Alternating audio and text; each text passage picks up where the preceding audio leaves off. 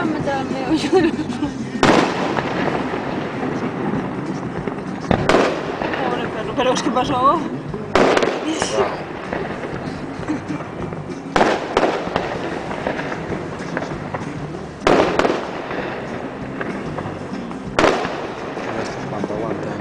¿Lo que es? Eso rojo.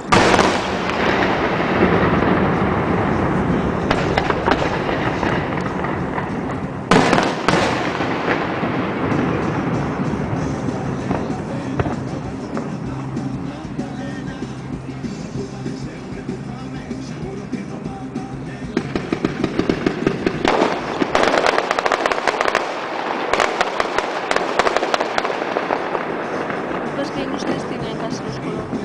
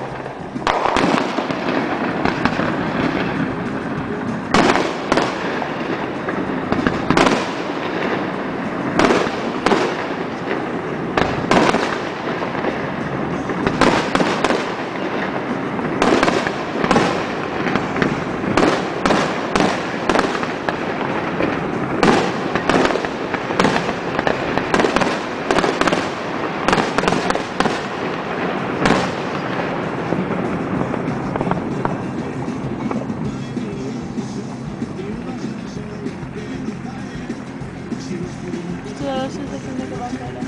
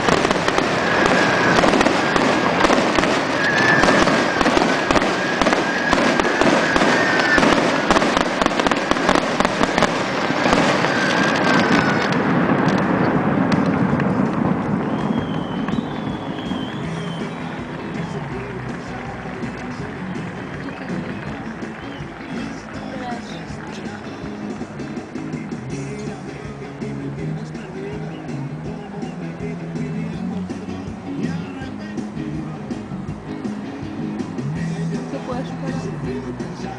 Que echen por lo menos uno. Que después luego le corren por lo que...